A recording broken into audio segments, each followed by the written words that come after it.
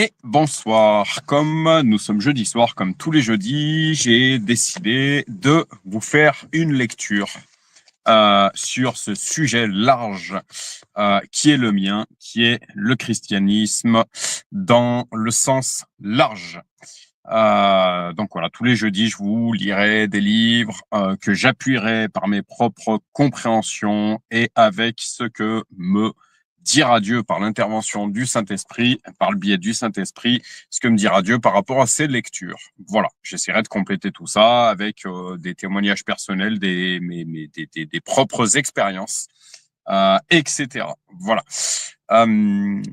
Donc, concernant, j'avais débuté à lire cette revue, en fait, que j'avais trouvée dans une église lors d'une cérémonie. Toute personne qui me connaît personnellement sait que j'œuvre dans le milieu funéraire, donc j'ai régulièrement les pieds dans les églises. Voilà, j'avais trouvé cette revue. C'est un sujet qui m'intéresse particulièrement. Qui est le spiritisme, l'astrologie, les guérisseurs, le paranormal. Qu'en penser? Des réponses, des explications et de nombreux témoignages. Donc, j'avais commencé cette lecture la semaine dernière. Cette revue, en fait, est la revue La Bonne Nouvelle et c'est le numéro 144. Ce sont des écrits, en fait. La personne qui a fait ces écrits est Thierry Fourchot. Voilà, je devais rechercher qui est ce Thierry Fourchot. Je vous le mettrai en commentaire. Voilà, j'avais commencé cette lecture où dans une première vidéo, j'avais parlé particulièrement d'astrologie et d'horoscope. Ce soir, nous allons continuer avec le pendule, notamment les guérisseurs, etc. Voilà. Saint-Esprit, Seigneur Jésus, je place cette lecture entre tes mains. Saint-Esprit, Dieu, viens me révéler, viens me parler afin que je puisse compléter cette lecture par l'intervention de ton Saint-Esprit. Donc, je place cette lecture entre les mains de l'Éternel, entre les mains de Jésus. Voilà. Je vous demanderai pour ces premières vidéos d'être indulgent à mon égard. Je vais monter en gamme, mais c'est vrai que c'est jamais très simple de faire une lecture seul face à soi-même. Enfin, on n'est jamais seul, mais seul, voilà, sans interaction avec qui que ce soit. C'est là où je voulais en venir en fait.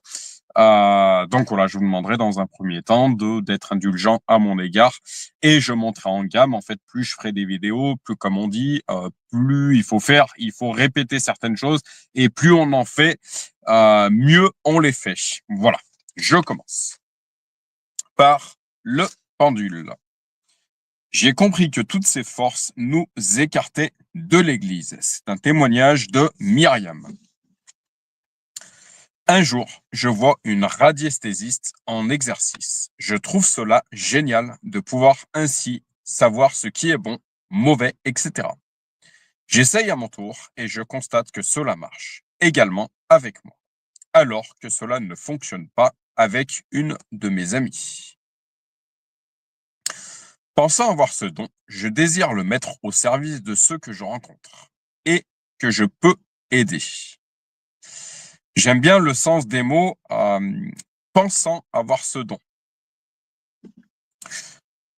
Alors, chose que j'aimerais dire dans un premier temps, c'est que Satan, la différence, je dirais, entre la guérison par l'intervention du Saint-Esprit, donc force divine, et la guérison avec des forces occultes, c'est qu'en fait, ces forces occultes vont déplacer le problème, en fait. C'est-à-dire qu'elles vont guérir quelque part, mais pour déclencher autre chose ailleurs. Le Saint-Esprit, lui, force divine, force de restauration, force de guérison, va guérir, mais effectivement guérir, en fait. Guérir définitivement. C'est-à-dire qu'il n'y aura pas le déclenchement d'autres souffrances ailleurs. Voilà, c'est là où je veux en venir précisément. On connaît tous, tout chrétien connaît ce passage en fait de cette femme à la perte de sang qui avait consulté nombre de médecins et aucun d'eux n'avait réussi à la guérir.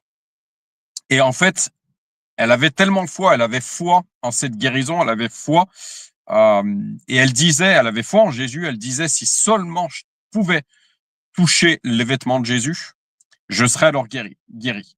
Le jour où elle a touché les vêtements de Jésus, en fait, encore une fois, la Bible est une succession de métaphores.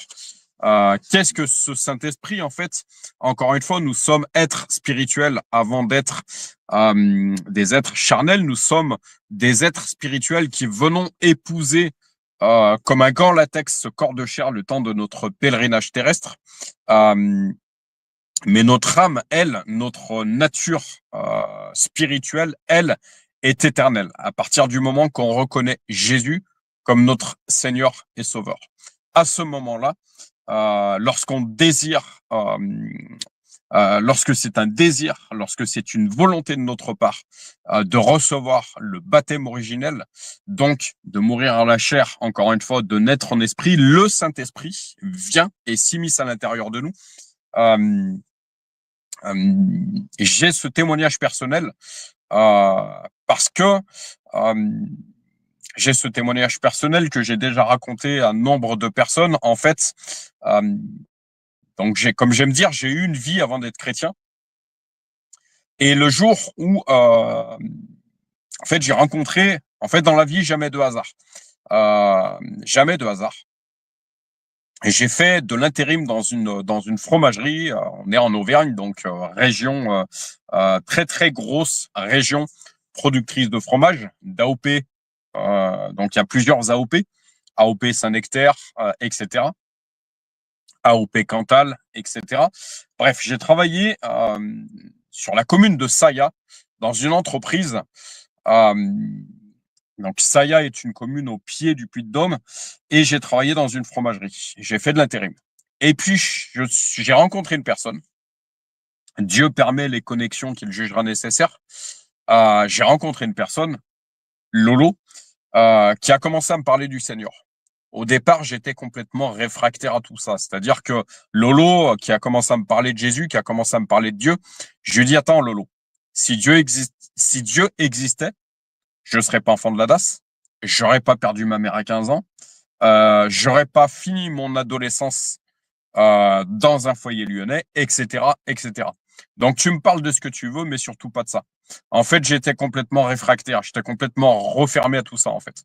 Parce que j'ai eu une période de ma vie où, en fait, face à une enfance, une adolescence qui n'a pas toujours été simple, j'en voulais contre ciel et terre, justement, sens des mots. Mais Lolo, en fait, sans forcer, en fait, il y a un lien d'amitié qui s'est créé entre tous les deux.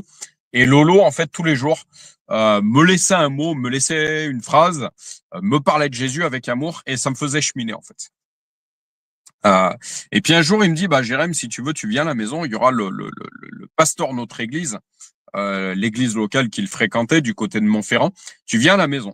Moi, je lui dis, bah, écoute, Lolo, moi, j'ai rien à perdre. Je sentais justement que j'avais un vide intérieur à combler, en fait. Donc, je dis à Lolo, bah, écoute, moi, Lolo, j'ai rien à perdre, je viens chez toi.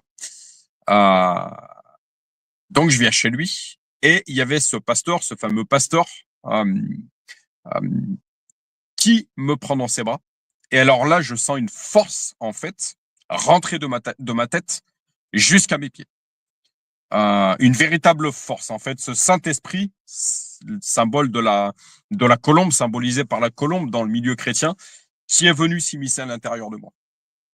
Alors, toute personne non spirituelle et toute personne non chrétienne qui entendrait ce témoignage me prendra pour un fou. J'en ai bien conscience. Mais tout ça est bien réel. Et encore une fois, toutes ces manifestations spirituelles, toutes ces manifestations christiques divines, on les comprend, on les perçoit et on témoigne que c'est la vérité qu'avec le biais du Saint-Esprit, en fait. C'est-à-dire qu'il y a des choses qui se comprennent avec l'esprit, mais qui ne se comprennent pas avec la chair. Voilà, tout simplement. Mais je ne suis pas fou. J'ai véritablement vécu expérimenter cette force qui est venue s'immiscer en moi. Et depuis, des choses se sont déliées dans ma vie, des guérisons ont eu lieu.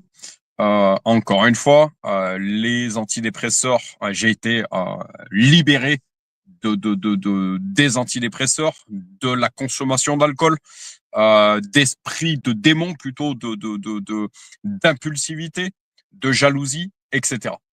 En fait, tout ça pour me dire, en fait, cette force en fait qui vient à l'intérieur de nous, c'est ce Saint-Esprit. Et c'est par l'intervention, c'est ce Saint-Esprit en fait qui permet ces guérisons. Pas plus tard qu'aujourd'hui, il y a une dizaine de jours, j'étais en manœuvre. Je fais partie d'un groupe de secouristes. J'étais en manœuvre et Dodo me fait part en fait qu'il a des douleurs aux dents. Forcément, quand on a conscience que ce Saint-Esprit vient en nous et qu'on a ce pouvoir de guérison, la parole qui dit si vous, enfin, voilà, la parole qui dit avec le Saint-Esprit, vous avez le pouvoir de marcher sur les scorpions, les serpents, c'est-à-dire sur le mal, sur tout démon, etc. On a le pouvoir de chasser les démons, on a le pouvoir de délivrer certaines personnes, justement, possédées, entre guillemets, par certains démons. On a le pouvoir de guérir, etc. On a le pouvoir de prophétiser, on a le don de discernement. Tout ça, c'est par le biais c'est par le biais, par l'intervention du Saint-Esprit qui est en nous, que s'opère tout ça. En fait, nous sommes les véhicules, nous sommes les transmetteurs, mais c'est le Saint-Esprit qui opère tout ça. Voilà.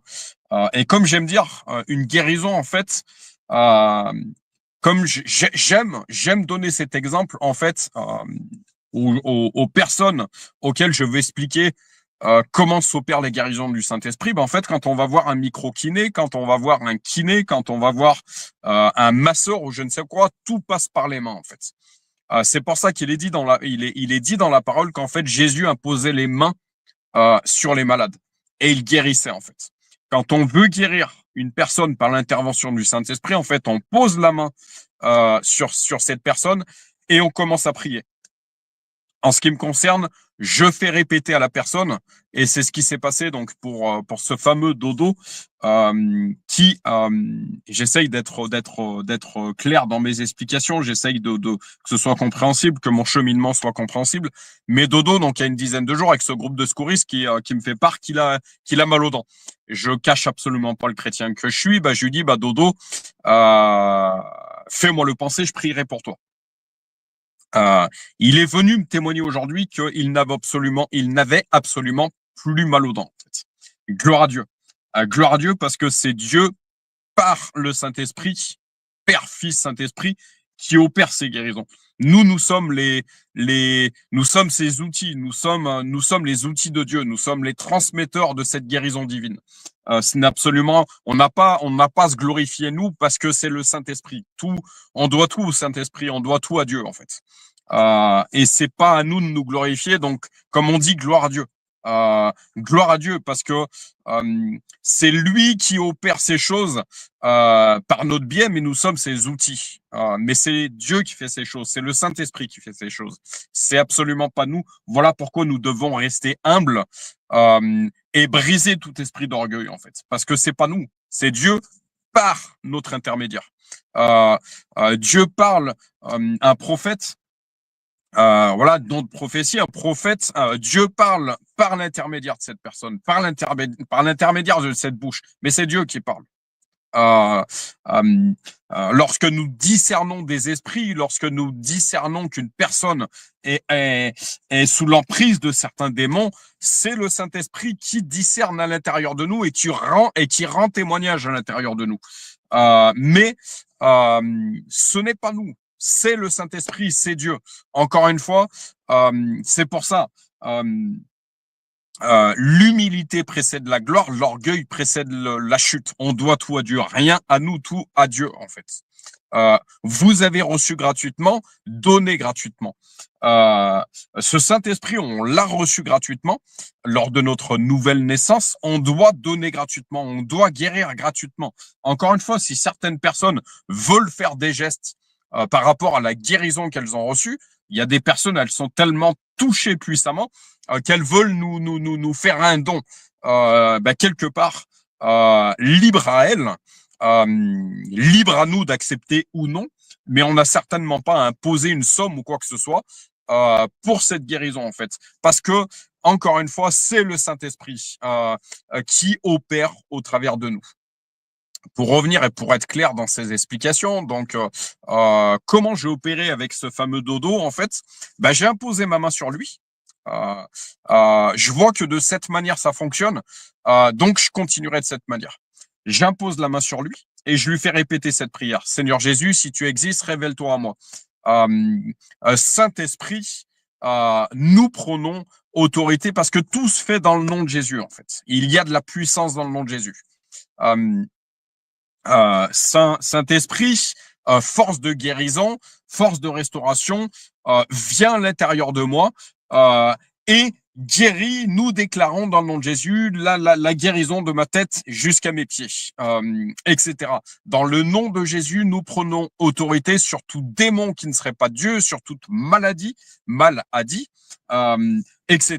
Et nous leur ordonnons par le biais de cette prière de quitter ma personne, de quitter cette personne. Voilà le type de prière qu'il faut faire, mais dans le nom de Jésus. Il y a de la puissance dans le nom de Jésus. Tout se fait, si vous demandez en mon nom, vous aurez. En mon nom, c'est-à-dire dans le nom de Jésus. Tout se fait dans le nom de Jésus. Il y a un seul intermédiaire entre Dieu et les hommes, Jésus-Christ. Voilà. Tout se fait dans le nom de Jésus et par l'intervention du Saint-Esprit. Jésus qui nous dit dans la parole, il est avantageux que je m'en aille et que je vous envoie un consolateur. Et Jésus qui nous dit, vous ferez des choses bien plus grandes que moi. Voilà. Mais pour revenir au sujet principal, pour revenir à ce début de lecture que j'ai pu vous faire, en fait, là où je voulais en venir, c'est qu'il y a, encore une fois, il y a deux royaumes, royaume des lumières, royaume des ténèbres. Satan est capable de faire est capable de guérir, mais avec des forces occultes. C'est-à-dire que il va pas guérir. Il va guérir un problème, mais il va le déplacer ailleurs, en fait. Alors que le Saint-Esprit, lui, va guérir effectivement, de manière effective et une bonne fois pour toutes. Il va pas déplacer le problème, en fait. Nombre de personnes, encore une fois, soyons prudents dans ce qu'on dit. Il y a des médecins d'ailleurs, il y a des médecins chrétiens, ça existe. Il y a des psychiatres chrétiens, il y a des psychologues chrétiens qui interviennent et qui œuvrent avec les bonnes forces. Mais il y a à côté de ça des personnes occultes qui agissent avec les mauvaises forces. Éprouver tout esprit pour savoir s'il vient de Dieu. C'est-à-dire, soyez prudents et discernez si cette personne agit avec les bonnes forces. Voilà. Est-ce qu'elle agit pour véritablement guérir la personne ou est-ce qu'elle agit pour voilà, pour ses propres desseins à elle, encore une fois. Voilà. Voilà en quelque sorte. Voilà, ça veut pas dire qu'on doit rejeter tous les médecins, ça veut pas dire qu'on doit rejeter tous les psychiatres, ça veut pas dire qu'on doit rejeter tous les psychologues. Encore une fois, il y a de très bonnes personnes au milieu de tout ça, dans tout ça. Voilà. Mais il n'y a pas que des bonnes personnes, et notamment dans toutes ces médecines parallèles, dans toutes ces choses parallèles, justement. Et nous devons être prudents, encore une fois. Voilà. Donc, je disais, il y a le royaume des ténèbres et le royaume de la lumière. La personne qui agirait avec des forces occultes fait partie du royaume des ténèbres. La personne qui agit avec notamment le Saint-Esprit, agit dans le royaume de la lumière. Tout psychiatre, médecin, psychologue qui n'est absolument pas spirituel va agir de façon humaine. Je dirais aujourd'hui que toute intervention humaine qui est complétée par une intervention divine avec le royaume avec les bonnes forces, multiplie les chances de guérison, multiplie la puissance de la guérison, multiplie tout ça. Aujourd'hui, malheureusement, on est dans un monde qui a complètement occulté, qui ne voit que les choses de façon matérielle, de façon palpable. Mais à côté de tout ça, il y a cette réalité spirituelle. Voilà. Voilà pourquoi certains médecins de ce monde n'arrivent pas à guérir et se posent la question pourquoi elles n'arrivent pas à avoir cette guérison, parce qu'elles n'agissent que dans un côté de la pièce, en fait, dans le côté visible, mais pas dans l'invisible, en fait. Comme j'aime dire aujourd'hui, si tous les médecins agissaient en plus tous les médecins qui agissent de façon humaine agissaient de façon spirituelle, mais ils multiplieraient leurs résultats, en fait, leurs chances de guérison, etc. Sauf qu'encore une fois, on est dans un monde qui a complètement occulté cette réalité spirituelle. Bref, pour faire court. Et pour revenir sur ce que j'étais en train de vous dire,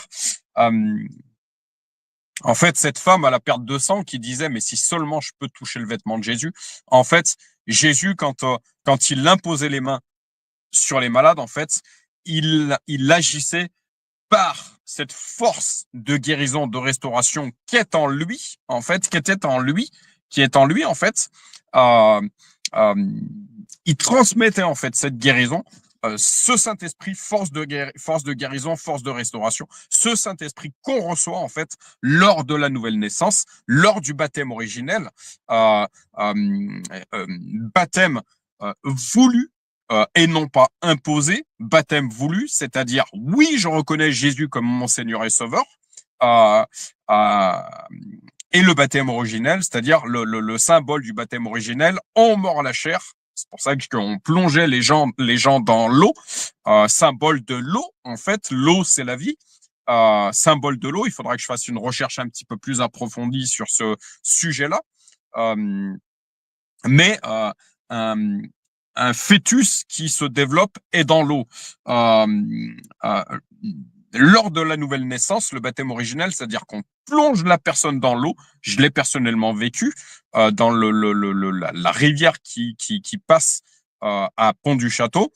On plonge la personne dans l'eau, donc elle mord à sa chair et elle renaît en esprit. Et là, alors, elle reçoit le Saint-Esprit. Et encore, il y a une nuance à avoir, parce que je peux témoigner de mon côté que cette force, donc ce fameux jour où ce pasteur m'a pris dans ses bras, en fait, le fameux jour où ce pasteur m'a pris dans ses bras, qui m'a serré dans ses bras, c'est là que j'ai ressenti cette force s'immiscer en moi, en fait. C'est-à-dire avant même mon baptême, puisque je me suis fait baptiser après. Voilà.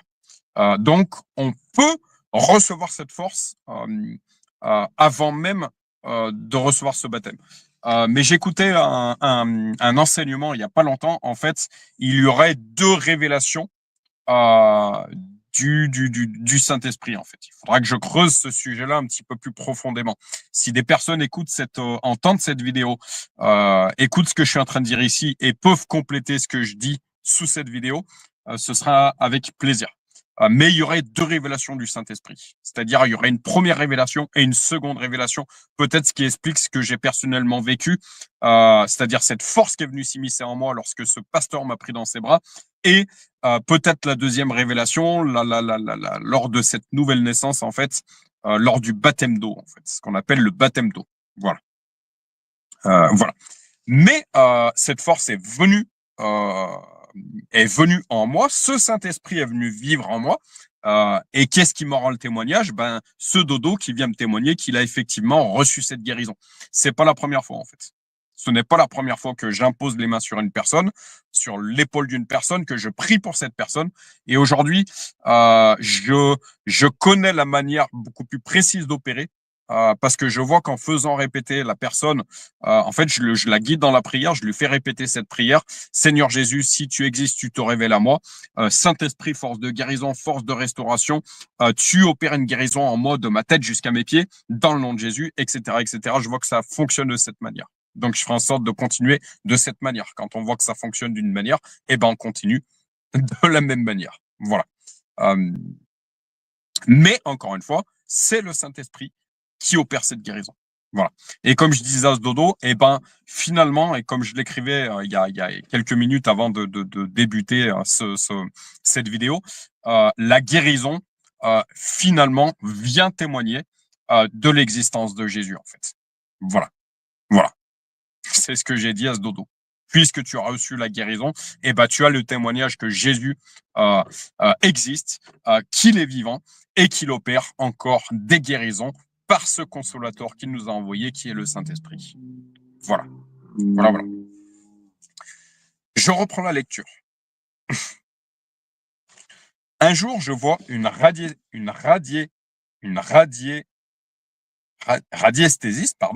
en exercice. Je trouve cela génial. Un jour, je vois une radiesthésiste en exercice. Je trouve cela génial de pouvoir ainsi savoir ce qui est bon, mauvais, etc. J'essaye à mon tour et je constate que cela marche également avec moi. Alors que cela ne fonctionne pas avec une de mes amies. Encore une fois, c'est pas parce qu'une chose fonctionne, Satan, encore une fois, donc ces forces occultes sont capables de miracles, sont capables de guérison, sont capables, Satan qui dit à Jésus, si tu te prosternes devant moi, je t'offrirai toutes ces nations. Mais comme j'aime dire, comme je dirais, faisons attention avec quelle force nous agissons et avec qui nous faisons des pactes. Voilà. Je continue. Pensant avoir ce don, je désire le mettre au service de ceux que je rencontre et que je peux aider. Là, une chose qui est à dire, c'est que, et j'ai eu le propre témoignage d'une fille dans mon église qui, je me rappelle plus exactement quelle médecine parallèle elle exerçait, mais elle me disait, je pensais faire du bien aux gens. Beaucoup de personnes agissent avec ces forces occultes, ces forces occultes, pensant faire du bien aux gens, pensant guérir les gens, etc. Et cette fille me disait un jour avoir eu cette révélation que, en fait, elle a eu cette révélation que c'était pas avec des bonnes forces en fait qu'elle agissait. Donc elle a arrêté tout ça et elle est devenue chrétienne. Elle s'est convertie. Voilà. Donc nombre de personnes agissant pas avec les bonnes forces, finalement ont de bonnes intentions, mais n'agissent pas avec les bonnes forces. Mais elles ont de bonnes intentions, elles ont envie de guérir les gens, elles ont envie de faire du bien aux gens. Mais comme dit la parole, Père pardonne-leur, ils ne savent pas ce qu'ils font. En fait, ces gens-là n'ont pas conscience d'agir avec les choses qu'il ne faut pas, en fait. Voilà. Donc, pensant avoir ce don, je désire le mettre au service de ceux que je rencontre et que je peux aider. Je suis quelques cours et lis plusieurs livres afin de pouvoir être le plus efficace possible. Lorsque l'on m'interrogeait et que l'on s'étonnait, toi, une chrétienne, tu crois en cela? J'étais toujours heureuse de pouvoir dire, moi, je ne crois pas en cela. Je crois en Dieu, mais j'utilise le pendule, comme je prends un mètre pour mesurer. Les mélanges, encore une fois. On ne peut pas être du royaume des ténèbres, on ne peut pas être du royaume de la lumière, être en Christ, être serviteur de Dieu, et on peut pas être de la lumière et des ténèbres en même temps. c'est impossible en fait. Soit on est de l'un, soit on est de l'autre. Soit on est de Dieu, soit on ne l'est pas. Le mélange en fait est une tactique de l'adversaire en fait, qui va prendre un petit peu de vérité, puisqu'il connaît également la vérité, il connaît la parole qui opère toute chose également. La ruse du diable, en fait, c'est de prendre un petit peu de vérité, le mélanger avec du mensonge pour faire croire que c'est de la vérité. Mais encore une fois, soit c'est la vérité, soit ça l'est pas. Ça peut pas être les deux en même temps, en fait. C'est pas possible. Voilà. Un radiesthésiste me dit un jour, quand on fait de la radiesthésie, il vaut mieux rester neutre et n'appartenir à aucune communauté ou groupement. Mais même du côté même du côté des forces, même du côté des forces qui ne sont pas forcément de la lumière, encore une fois, c'est pas la personne qu'on condamne, c'est l'acte. Mais encore une fois, j'aime répéter cette chose. Jésus n'aimait pas le péché, mais il aimait le pécheur. Père, pardonne-leur, ils ne savent pas ce qu'ils font. Encore une fois, certaines personnes agissent pensant pouvoir bien faire, alors que c'est pas forcément le cas. Mais finalement, même ce radiesthésiste dit qu'on ne peut pas appartenir à deux royaumes. Même lui le dit. Je répète la phrase. Un radiesthésiste me dit un jour, quand on fait de la radiesthésie, il vaut mieux rester neutre et n'appartenir à aucune communauté ou groupement. Cela me troubla. J'étais chrétienne et engagée dans l'église catholique, et j'entendais vivre ainsi. Je n'y prêtais donc pas attention et continuais à pratiquer le pendule pour aider les autres. Les résultats étant là, je m'appuyais sur la phrase. Ce que vous avez reçu gratuitement, donnez-le gratuitement. Je vous l'ai cité au début de la vidéo. Donc les résultats étant là, je m'appuyais sur la phrase, c'est plus qu'une phrase, c'est un verset. Matthieu 18. Ce que vous avez reçu gratuitement, donnez-le gratuitement. Nombre de personnes du côté occulte ont des dons qui s'opèrent par des forces occultes et qui se font grassement payer par rapport à tout ça. Qu'est-ce que nous dit la parole? Encore une fois, Matthieu 18, ce que vous avez reçu gratuitement, donnez-le gratuitement. Encore une fois, je répète, une personne qui voudrait nous faire un don parce qu'elle a expérimenté la guérison avec puissance, à nous de lui dire oui ou non, mais on n'a certainement pas à lui imposer une somme ou à lui demander de but en blanc une somme, en fait. Encore une fois, tout se fait par l'intervention du Saint-Esprit, ce n'est pas nous. Attention à ce que nous faisons parce que on peut attrister ce Saint-Esprit et perdre cette force-là, en fait, qui agit en nous, en fait, cette force divine, cette fois-ci, qui agit en nous, en fait. Donc, soyons prudents. Autour de moi, les avis étaient partagés. C'est bien. Donc, autour de moi, les avis étaient partagés. Certains disaient c'est bien, d'autres c'est mal. Je leur répondais alors qu'une seule personne pourrait m'arrêter, Dieu. Lors d'une réunion, présence et témoignage, l'animateur nous demande de venir à Paray-le-Monial participer à la session chrétienne dans le monde. Lors de cette session, nous avons suivi la préparation pour recevoir l'effusion de l'Esprit, pour être renouvelés dans les grâces de notre baptême. Grâce qui veut dire puissance également. Je relis cette partie. Toute personne qui me connaît sait que je suis parfois critique par rapport à la doctrine catholique. Lors d'une réunion, présence et témoignage, l'animateur nous demande de venir à Paray-le-Monial participer à la session chrétien dans le monde. Justement, pourquoi je suis parfois critique par rapport à la doctrine catholique. Encore une fois, il ne faut jamais généraliser, mais j'ai pu constater de mon côté que des catholiques connaissent très peu la parole, connaissent très peu l'évangile. Euh, Encore une fois, pas, toute chose débute par la parole. Et on constate, et j'ai pu constater de mon côté, que je sois positivement étonné cette fois-ci, que je puisse rencontrer des catholiques qui connaissent véritablement la parole. Mais j'ai pu constater que des catholiques connaissaient très très peu la parole.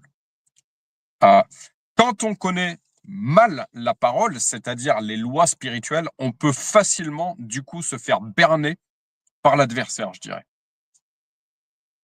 Je reprends. Lors d'une réunion, présence et témoignages, l'animateur nous demande de venir à Paray-le-Monial participer à la session Chrétien dans le monde. Lors de cette session, nous avons suivi la préparation pour recevoir l'effusion de l'Esprit, pour être renouvelé dans les grâces de notre baptême, être renouvelé dans la puissance du baptême, dans la puissance de ce Saint-Esprit qui est venu vivre en cette Myriam. C'est le témoignage de Myriam. On n'a pas besoin de préparation, on n'a pas besoin de forcément qui que ce soit en fait pour renouveler cette puissance en fait. Encore une fois, dans les lives précédents, on a pu débattre, on a pu expliquer le fait que la parole, ce verset biblique qui dit l'homme ne vivra pas de pain seulement, mais de toute parole qui sort de la bouche de Dieu. Donc l'homme ne vivra pas de pain seulement, nourriture humaine, mais de toute parole qui sort de la bouche de Dieu, nourriture spirituelle. Comment on entretient, comment on fait grandir ce Saint-Esprit qui vient en nous, qu'on a reçu, en se nourrissant de la parole de Dieu, en fait. Donc, comment garder cette puissance en se nourrissant pas une fois tous les 6 mois, mais tous les jours de la parole de Dieu. Tous les jours. Ça devrait être un réflexe. Ça devrait être la vie normale, la vie chrétienne normale, en fait. De se nourrir quotidiennement de la parole, en fait. La parole qui restaure l'âme, la parole la parole qui renouvelle, la parole qui guérit, la parole qui délivre. Jean 8, 32, vous connaîtrez la vérité vous affranchira, etc. Ça devrait être la vie chrétienne normale, en fait. Il n'y a pas besoin de session particulière. Il n'y a pas besoin de. Alors oui, l'Église, encore une fois, est une institution voulue par Dieu. Quand on va à l'Église, on est en contact de notre véritable famille, parce que la véritable famille est la famille spirituelle. On est au contact de ses frères et sœurs qui peuvent prier pour nous, qui peuvent justement imposer les mains, prier pour nous. Voilà, mais de façon personnelle, en se nourrissant quotidiennement, en lisant, en méditant, en mâchant quotidiennement la parole, on garde puissance en fait. On nourrit ce Saint-Esprit, on développe ce Saint-Esprit en nous en fait. On garde cette puissance, on conserve cette puissance en fait. Voilà. Et par la prière également. La prière. La prière, encore une fois, il y a une chose que j'aime dire, c'est que la prière, c'est pas une récitation. Voilà, Dieu sonde les cœurs. La véritable prière, elle se fait par une véritable intention du cœur.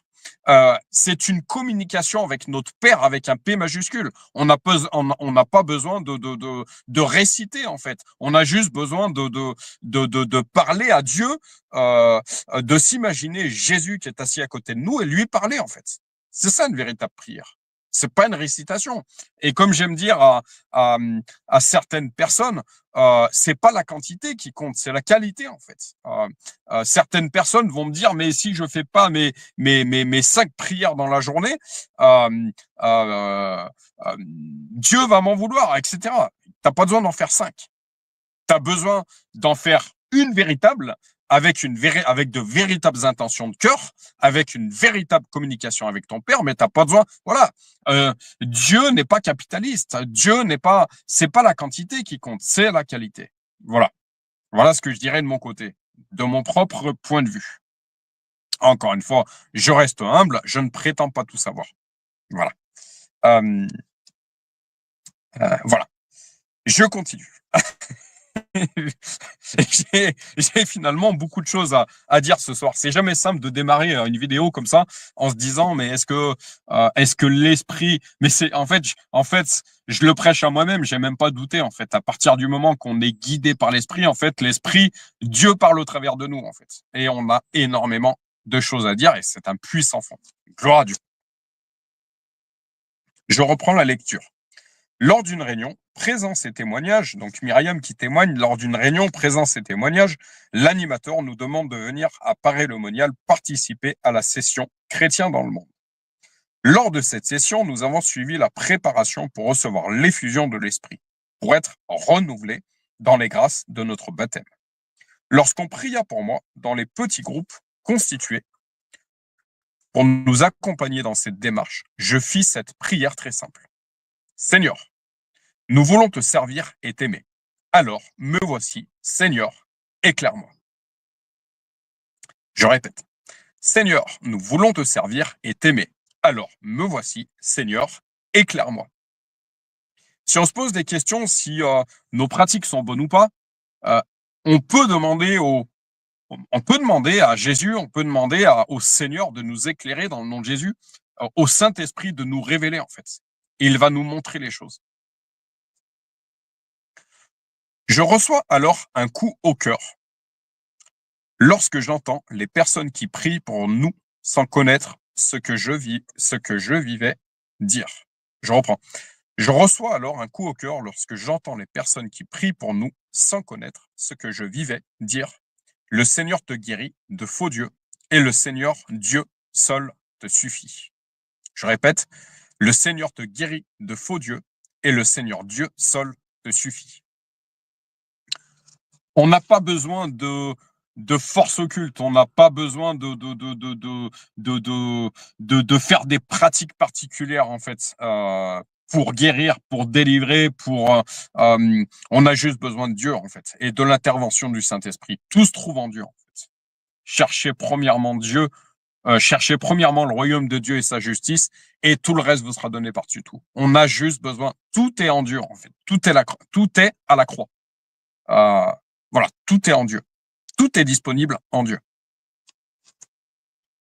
Donc Myriam qui continue de témoigner, mon émotion est grande. Je comprends tout de suite que je dois abandonner ces pratiques. Voilà. Je décide alors de rencontrer un prêtre avant de quitter Paray-le-Monial afin de partir en paix. Ce fut une confession comme je n'en ai jamais vécu. Le prêtre me demanda si j'étais d'accord pour tout arrêter. Ma réponse fut oui, car j'avais toujours dit que seul Dieu pouvait me demander d'arrêter, et ce jour, j'ai eu la certitude que c'était bien son désir. À la fin de la confession, le prêtre m'a proposé de prier pour moi afin de couper tout lien avec le mal. Je répète, à la fin de la confession, le prêtre m'a proposé de prier pour moi afin de couper tout lien avec le mal. Ce verset biblique, ce qui est lié sur terre sera lié dans les cieux. Ce qui est délié sur terre sera délié dans les cieux. On peut couper, en fait, tout lien dans le nom de Jésus. La prière, c'est dans le nom de Jésus, nous ordonnons et nous coupons tout lien maléfique, satanique, qui n'aurait pas lieu. Nous le brisons dans le nom de Jésus. Encore une fois, il faut toujours prier dans le nom de Jésus. Mais nous avons le pouvoir, encore une fois, de marcher sur les scorpions, les serpents. Nous avons le pouvoir de délier. Nous avons le pouvoir de guérir. Nous avons le pouvoir. Tout est en Dieu, mais en Dieu. Le véritable pouvoir est en Christ. Il est en Jésus-Christ, dans le nom de Jésus. Voilà. Après la veillée, j'ai jeté mon pendule dans la rivière et cette nuit-là, j'ai vécu un combat spirituel. Forcément. D'un côté, à gauche, un pendule se balançait. Encore une fois, la symbolique, à gauche. D'un côté, à gauche, un pendule se balançait. Il était noir et des questions en série me venaient en tête. Comment sauras-tu ceci? Comment prendras-tu les vibrations de cela? Comment? Les différents travaux que j'effectuais avec ce pendule me revenaient en mémoire. Je le relis. Après la veillée, j'ai jeté mon pendule dans la rivière. Lorsqu'on fait ces prières de délivrance, tout ce qui est objet occulte, tout ce qui est livre occulte, etc., il faut s'en débarrasser immédiatement pour que ce ne soit pas une porte ouverte, une occasion de chute, retomber sur cet objet, replonger sur ce livre, et que ce ne soit pas une nouvelle porte ouverte au mal. Il faut se débarrasser de tout ça, en fait, immédiatement. Je relis. Après la veillée, j'ai jeté mon pendule dans la rivière. Et cette nuit-là, j'ai vécu un combat spirituel. Forcément, l'adversaire est en train de comprendre que par cette prière qui a été faite, cette prière de délivrance, il est en train de perdre une âme, en fait, tout simplement. Et ces démons qui étaient à l'intérieur de cette personne, en fait, ils vont tenter de résister, en fait. Ils vont tout faire pour que cette personne revienne à ses, comme dit la parole, à ses vomissures, en fait. Voilà, à ces choses dont elle a été délivrée, en fait. L'adversaire va tout faire, en fait. Et c'est là, en fait, où on doit prendre position, être ferme dans la foi, être ferme. La parole, connaître toutes ces lois spirituelles permet de rester ferme et de prendre position face à tout ça, en fait, face à ces pensées occultes, face à ces ruses de l'adversaire, face à ces mensonges, voilà, connaître la parole, c'est-à-dire connaître la parole, c'est connaître les lois et leurs conséquences, en fait. Et ben en gros, si je n'applique pas cette loi divine là, voilà quelles en seront les conséquences, en fait. Voilà, connaître cette parole permet de nous protéger, permet de nous prémunir face aux ruses du diable, permet de prendre position, permet d'avoir une foi ferme, en fait. Voilà. Donc je reprends. Après la veillée, j'ai jeté mon pendule dans la rivière et cette nuit-là, j'ai vécu un combat spirituel. D'un côté, à gauche, il est dit que Jésus est assis à la droite de Dieu. Voilà. Un pendule se balance. Donc à la gauche, donc Myriam qui témoigne, après la veillée, j'ai jeté mon pendule dans la rivière. Cette nuit-là, j'ai vécu un combat spirituel. Je suis désolé, je relis plusieurs fois, mais je veux que ce soit très clair. D'un côté, à gauche, un pendule se balançait. Il était noir et des questions en série me venaient en tête. Comment sauras-tu ceci? En fait, le doute qui est de l'adversaire.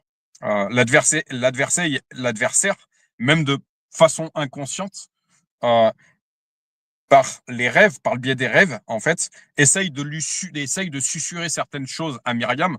Le doute, est-ce que je vais pouvoir continuer de guérir? Est-ce que je vais pouvoir continuer de faire du bien aux gens sans ce pendule, en fait? Il va essayer de lui susurrer, l'adversaire va essayer de lui susurrer certaines choses pour qu'elle retourne dans ces choses occultes, en fait. Donc, comment sauras-tu ceci? Comment prendras-tu les vibrations de cela? Comment? Les différents travaux que j'effectuais avec ce pendule me revenaient en mémoire. Voilà. C'était inscrit dans le subconscient, en fait. Et il va falloir quand on prie pour délivrer une personne, il faut immédiatement, donc elle est débarrassée de tous ces démons, de toutes ces choses occultes, donc il y a un vide. Dans la nature, le vide n'existe pas. Cette personne qui a été délivrée, cette âme plutôt qui a été délivrée, devra immédiatement remplacer ce vide par la parole, en fait, pour éviter à des démons, en fait, de venir à nouveau remplir cette place qui est vide, en fait. Voilà. C'est cette place qui a été laissée par ces choses occultes doit immédiatement être remplie par les choses de Dieu, les choses divines cette fois-ci, la parole. Voilà. Jean 8:32, vous connaîtrez la vérité vous affranchira. De l'autre côté, donc, je continue de l'autre côté, à droite, une lumière blanche et une voix me répétait « Le Seigneur seul te suffit ». Donc, en gros, ce que Myriam est en train de vivre, c'est que d'un côté, dans ce rêve, d'un côté, en fait, comment sauras-tu ceci? Comment prendras-tu les vibrations de cela? Comment? Les différents travaux que j'effectue avec ce pendule me revenaient en mémoire. Et de l'autre, donc les choses occultes à gauche, de l'autre côté à droite, les choses, donc le Seigneur qui lui disait le Seigneur seul te suffit. Le Seigneur seul te suffit. En fait, Myriam se trouvait à la croisée de deux chemins, en fait. Et elle devait justement ce qu'on appelle prendre position. Elle devait prendre position. Est-ce que je m'en vais dans le royaume de Dieu ou est-ce que je reste dans ces choses occultes, en fait. Elle devait prendre position et prendre une décision, en fait. Voilà ce qui se passait, en fait. Voilà ce qui se jouait dans ce moment. Cela m'a paru durer les 3/4 de la nuit. 3/4. Cela m'a paru durer les 3/4 de la nuit. J'ai compris que toutes ces forces nous écartaient de l'Église progressivement et insidieusement. Voilà.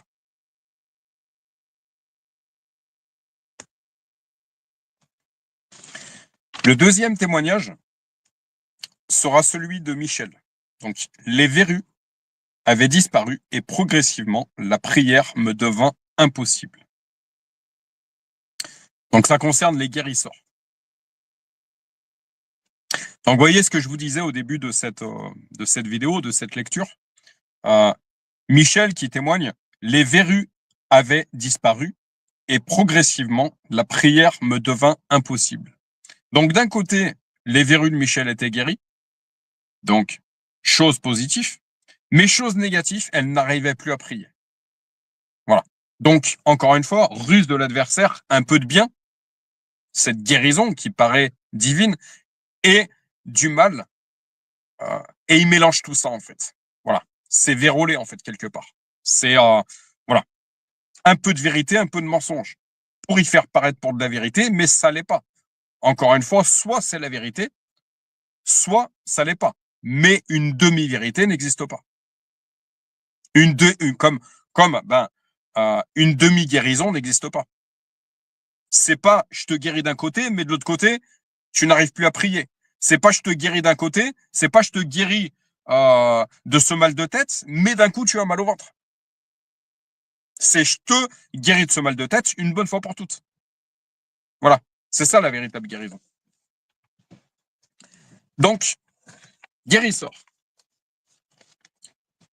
Alors que j'étais adolescente, donc Michel qui parle, alors que j'étais adolescente, je vis les 3 derniers doigts de ma main gauche se couvrir subitement de dizaines de verrues.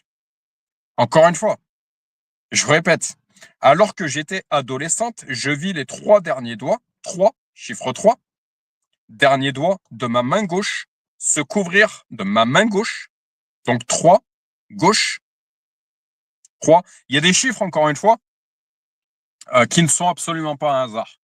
Chiffre 3, Trinité, Père, Fils, Saint-Esprit. Chiffre 7, il y a 7 jours dans la semaine. Dieu a travaillé 6 jours, il s'est reposé le 7e jour.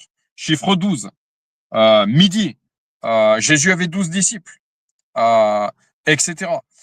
Chiffre 15, etc. Il y a des chiffres qui ne sont pas un hasard. Mais encore une fois, c'est le Saint-Esprit qui nous amène cette révélation. C'est le Saint-Esprit qui nous révèle ces vérités, en fait. Alors que j'étais ces vérités qui ne sont absolument pas compréhensibles par la chair, qui ne se comprennent qu'avec l'esprit, en fait. Voilà. Alors que j'étais adolescente, je vis les 3 derniers doigts de ma main gauche se couvrir subitement de dizaines de verrues. Sur le conseil de ma grand-mère, j'allais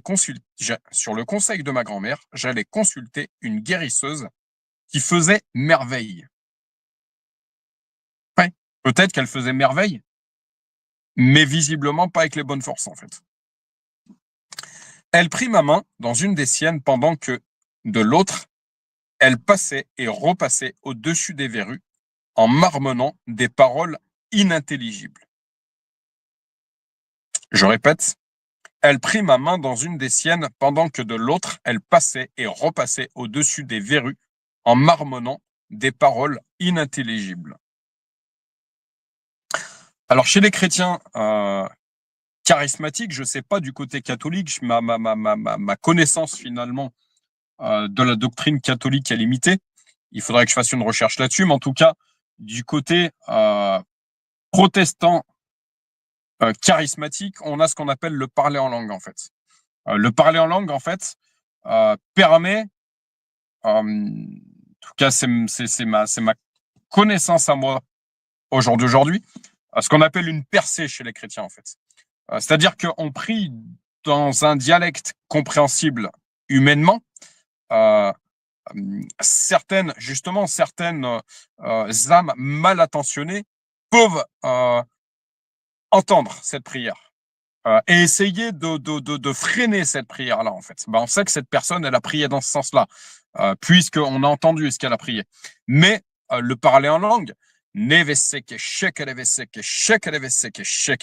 en fait, l'adversaire, donc une âme mal intentionnée, ne comprend pas. Une personne qui servirait les forces du mal ne comprend pas. Donc, se parler en langue, en fait, c'est une prière qu'on fait avec l'esprit, en fait. La parole dit que lorsqu'on ne sait pas quoi prier, en fait, laissez libre cours, et c'est le Saint-Esprit, en fait, qui prie. Ça sort de notre bouche, mais c'est le Saint-Esprit, en fait, qui prie en nous, en fait. Et c'est une connexion directe avec Dieu. Et là, une âme mal intentionnée ne comprend pas, en fait. Donc, il ne peut pas freiner cette prière-là, en fait. Voilà. Donc là, ce que je peux peut-être comprendre dans cette lecture, c'est que il y aurait un parler en langue. Encore une fois, royaume de la lumière, royaume des ténèbres. Il y a un parler en langue du côté de la lumière pour Dieu, par l'intervention du Saint-Esprit, mais certainement que de l'autre côté, parce qu'en fait, je répète souvent les mêmes choses, mais l'adversaire est le singe de Dieu, en fait. Il imite, il copie les choses de Dieu, il essaye de copier les choses de Dieu. Sauf que Dieu, répétons que l'adversaire est un ange déchu de Dieu, en fait, qui s'est rebellé. C'est un ange déchu de Dieu, en fait. Donc, il pourra jamais aller au-delà. Il sera jamais supérieur à Dieu. Il pourra jamais aller au-delà des choses de Dieu, en fait. Donc, il est limité. Alors que Dieu, lui, est illimité. Là, l'esprit me révèle, c'est-à-dire que les guérisseurs qui agissent pas avec les bonnes forces sont limités. J'ai pas envie je veux pas utiliser le terme guérisseur, mais les personnes, les chrétiens dotés du don de guérison qui agissent par l'intervention du Saint-Esprit, eux sont limités parce que Dieu est illimité. Et c'est Dieu, par l'intervention du Saint-Esprit, qui opère ces guérisons par le biais de ces personnes qui sont ces outils, par ces chrétiens. Voilà. Voilà. J'en étais. Donc, oui, je disais, certainement que d'un côté, il y a un parler en langue poussé par le Saint-Esprit, mais de l'autre côté, certainement qu'il y a des invocations qui sont occultes, qui sont des ténèbres. Voilà, c'est ce qu'on peut comprendre ici dans le témoignage de Michel. Donc, cette guérisseuse, elle prit ma main dans une des siennes pendant que de l'autre, elle passait et repassait au-dessus des verrues en marmonnant des paroles inintelligibles.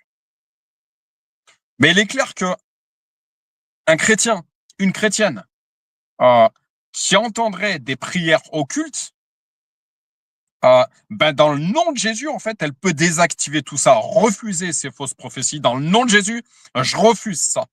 Voilà. C'est pas plus compliqué, ça met terme à ces forces occultes, en fait. Ça met fin à ces forces occultes, en fait. La prière mal intentionnée, occulte, est désactivée. Cette personne, cette guérisseuse, ce que je comprends ici dans ce témoignage, c'est que certainement qu'elle priait pour des forces occultes de manière inintelligible pour qu'une chrétienne, un chrétien ne puisse pas désactiver dans le nom de Jésus cette prière-là, en fait. Voilà. Je reprends. Elle prit ma main dans une des siennes pendant que de l'autre, elle passait et repassait au-dessus des verrues. en marmonnant des paroles inintelligibles. Elle me conseilla ensuite de ne plus y penser et de ne pas regarder ma main avant 15 jours. Quand je la regardai enfin, toutes les verrues avaient disparu sans laisser la moindre trace. Encore une fois, Satan est capable, Satan est le singe de Dieu.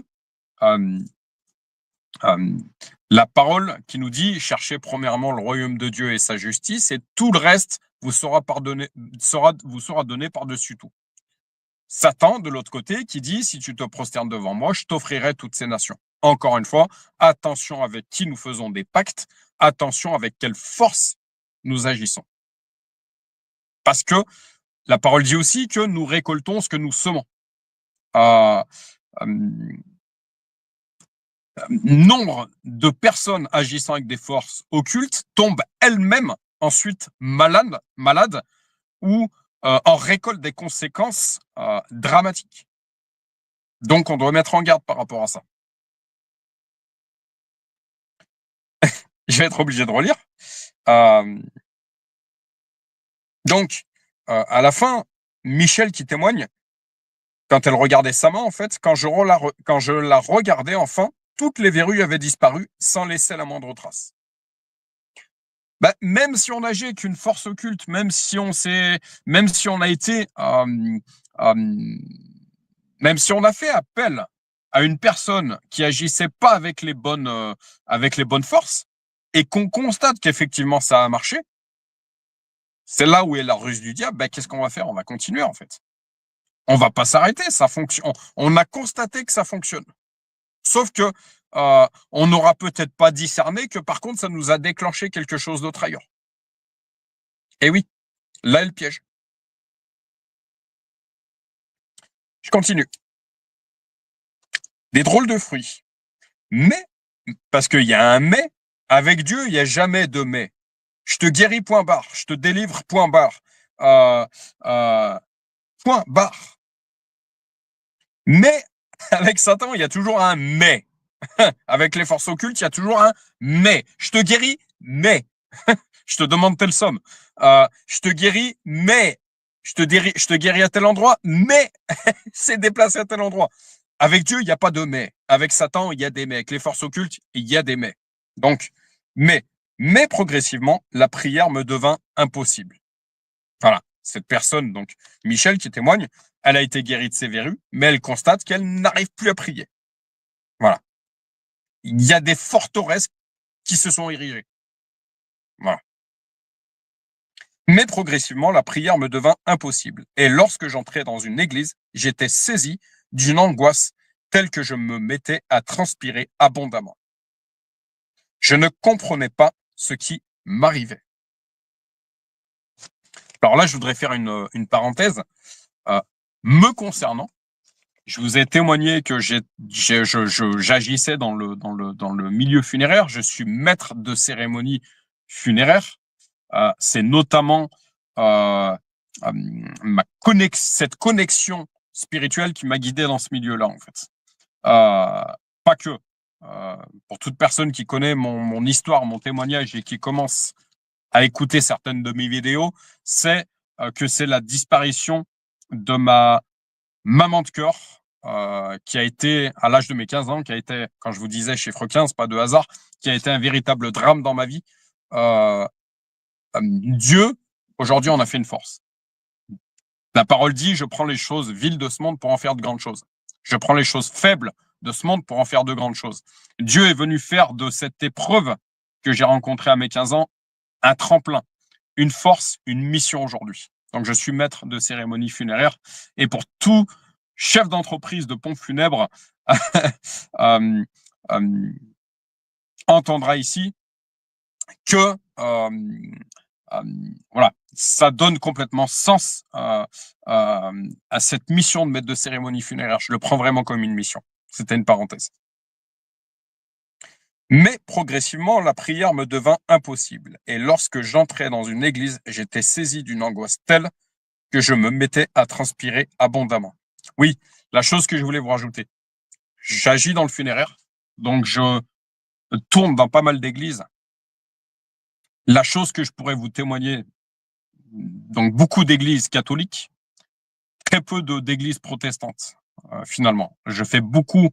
J'assiste, j'accompagne à beaucoup de cérémonies dans des églises catholiques et très peu dans des églises protestantes. Il y a des églises dans lesquelles je me sens pas bien. Je sens que ouais, c'est pas forcément lumineux. Il y a d'autres églises dans lesquelles je me sens très bien. Mais il y a des églises dans lesquelles je me sens pas bien du tout. Voilà. Donc, ce que témoigne Michel ici, je l'expérimente également de mon côté. Je le relis. Mais progressivement, la prière me devint impossible. Et lorsque j'entrais dans une église, j'étais saisi d'une angoisse telle que je me mettais à transpirer abondamment. C'est ce qu'on appelle des oppressions. En fait, cette guérisseuse qu'elle est allée voir, que Michel est allé voir, en fait, a agi avec des forces occultes. Donc, ça a ouvert des portes. En gros, l'image que je me fais, une porte, donc on a ce corps de chair, une porte ouverte, en fait, on ouvre notre corps, notre être, aussi bien charnel que spirituel, à des choses occultes, en fait. Ce sont des portes ouvertes, en fait. Cette guérisseuse a agi avec des forces occultes et a donc ouvert des portes à des choses occultes à Michel. Donc, Michel, à ce moment-là, elle a un pied dans les ténèbres, un pied dans la lumière, un pied avec Dieu, un pied avec l'adversaire, en fait. Ce qui fait que quand elle essaye de prier, elle se rend compte qu'elle est obligée de forcer, même qu'elle n'y arrive pas. Quand elle rentre dans une église, elle constate que elle mène un certain combat, en fait. Elle a des sueurs, elle a des oppressions, elle a peut-être même des pensées qui ne sont pas Dieu qui lui viennent en tête, des pensées blasphématoires. C'est des choses qui existent. En tout cas, elle vit des choses qui ne sont pas divines. C'est ce qu'on appelle le combat spirituel, en fait, justement. L'épée de l'esprit, justement, permet de trancher et de discerner, encore une fois, entre ce qui est de Dieu et ce qui ne l'est pas, en fait. Voilà. L'esprit nous montre de plus en plus, ce qui nous permet de prendre position et un jour de décider, je veux être avec Dieu et plus avec l'adversaire, en fait. Voilà. Je veux fermer toutes ces portes occultes et ouvrir seulement des portes à Dieu, à Jésus-Christ. Voilà. C'est ça. Prendre position, et c'est ça. Voilà, c'est ça. Donc, je relis. Mais progressivement, la prière me devint impossible. Michel, qui témoigne. Et lorsque j'entrais dans une église, j'étais saisi d'une angoisse telle que je me mettais à transpirer abondamment. Je ne comprenais pas ce qui m'arrivait. Je relis cette phrase. Je ne comprenais pas ce qui m'arrivait. Encore une fois, il y a des choses qui ne se comprennent qu'avec l'esprit et qui ne se comprennent pas avec la chair. Voilà. Quand Jésus est venu rendre la vue à l'aveugle, quand l'esprit vient vivre en nous, on se met à voir des choses qu'on ne voyait pas auparavant. On se met à entendre des choses qu'on n'entendait pas forcément avant. On se met à expérimenter des choses qu'on n'expérimentait pas avant, en fait. C'est la raison pour laquelle on parle de nouvelle naissance. Voilà. Nous naissons, nouvelle naissance, nous naissons dans ce royaume avec un R majuscule divin. Encore une fois, ce n'est pas seulement à la fin de notre vie qu'on peut expérimenter ce royaume divin, mais déjà dans notre pèlerinage terrestre, on peut, encore une fois, matrice, il y a deux réalités qui se juxtaposent, en fait. Voilà. Réalité visible, réalité invisible. Réalité satanique, occulte, réalité divine. Voilà. Et il y a, voilà, là où le péché abonde, la grâce surabonde, etc. Il y a ces deux réalités, en fait. Voilà. Donc, mais progressivement, la prière me devint impossible, et lorsque j'entrais dans une église, j'étais saisi d'une angoisse telle que je me mettais à transpirer abondamment. Je ne comprenais pas ce qui m'arrivait. Oui, le lien que je voulais faire également, c'est avec ce verset, Père, pardonne-leur, ils ne savent pas ce qu'ils font. Parfois, une personne agit avec de mauvaises forces, parfois, une personne est dans le péché, parfois, une personne pose des actes qui ne sont absolument pas divins, mais elle s'en rend pas compte, elle ne voit pas, elle ne comprend pas qu'elle est dans le mal, qu'elle fait le mal. Voilà.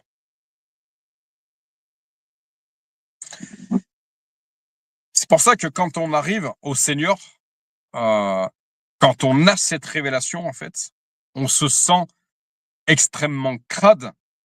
Je fais exprès d'utiliser des mots forts, d'avoir commis ces actes qui n'étaient pas de Dieu, d'avoir parfois fait du mal à certaines personnes, parfois d'avoir agi d'avoir mal agi. On se sent sale, on se sent crade en fait. Et c'est ce qu'on appelle la repentance en fait. Père, je te pardonne.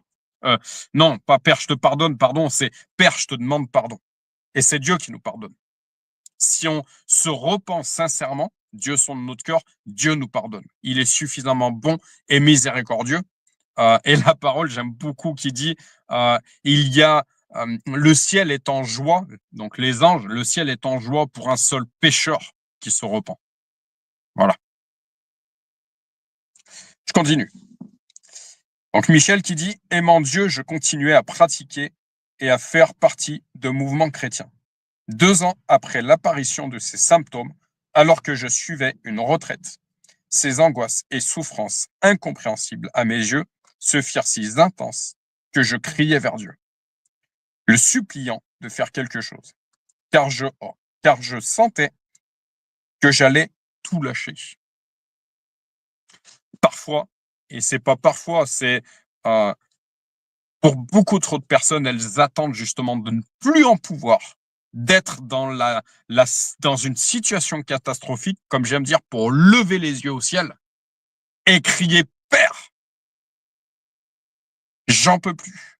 Père, sauve-moi. Jésus, si tu existes, révèle-toi à moi. Voilà. L'être humain, par orgueil, la chair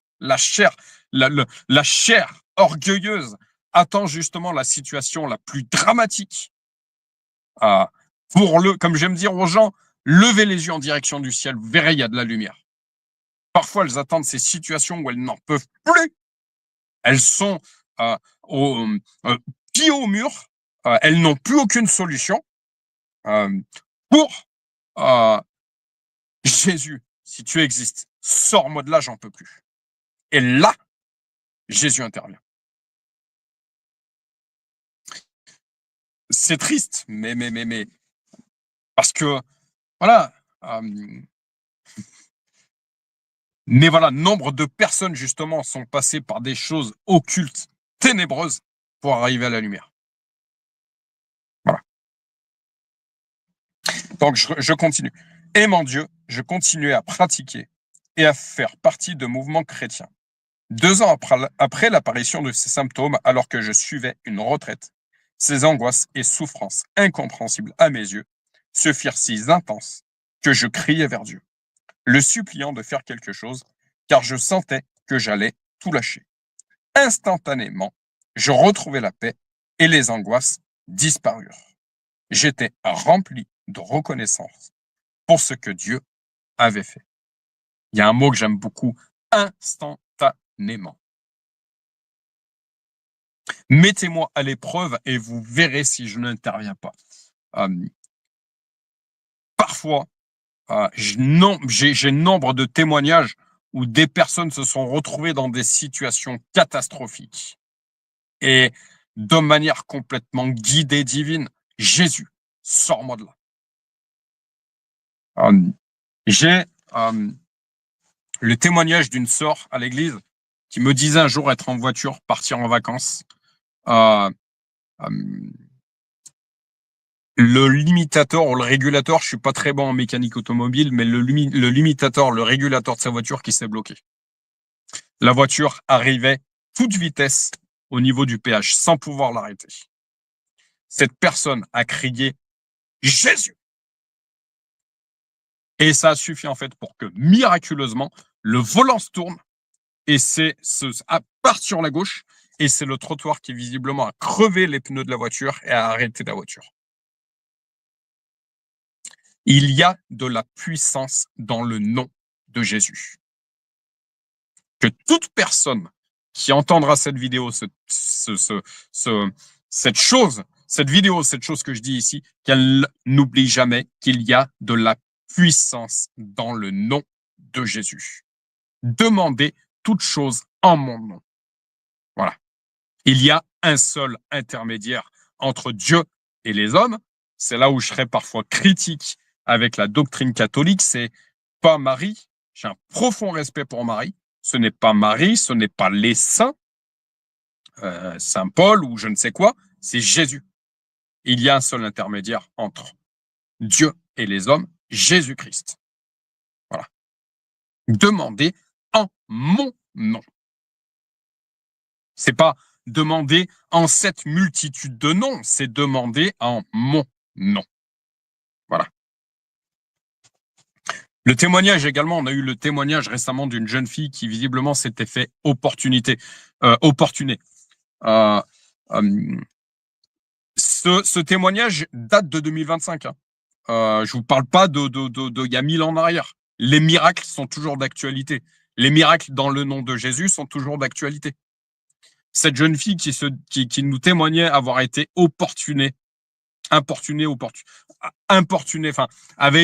des jeunes hommes étaient venus à sa hauteur.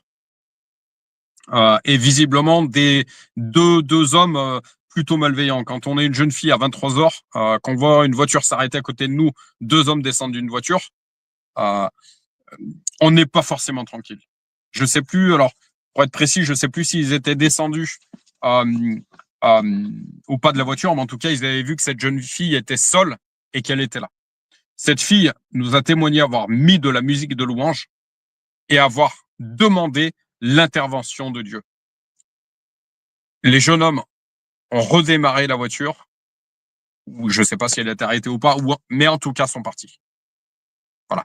Il y a de la puissance dans le nom de Jésus.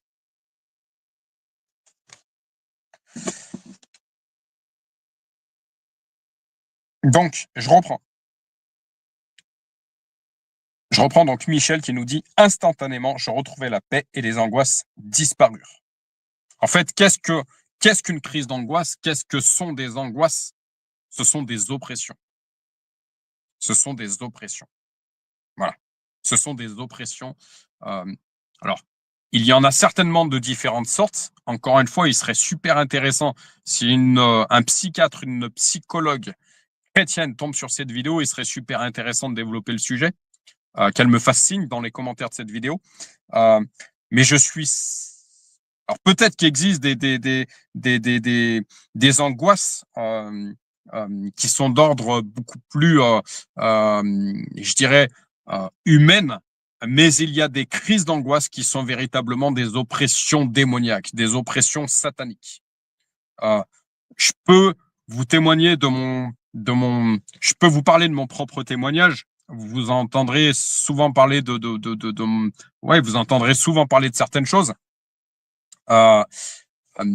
J'ai été personnellement sujet à des crises d'angoisse, des idées, des pensées suicidaires, des choses vraiment compliquées. Le jour, j'ai pris des antidépresseurs pendant des années. Donc ces idées, ces oppressions, ces idées noires, c'est depuis que Jésus, qu'on appelle le Prince de paix, fait partie de ma vie, depuis que je lis quotidiennement, cette parole qui restaure l'âme, quotidiennement, tout ça a disparu de ma vie. Voilà, je vous le témoigne, je vous le dis, c'est la vérité. C'est la vérité. Encore une fois, je le répète ici, les psychiatres ont toute leur utilité. Les psychologues ont toute leur utilité. Les solutions médicamenteuses ont leur utilité. On ne peut pas rester sans rien faire face à une personne qui se met en danger. Mais encore une fois,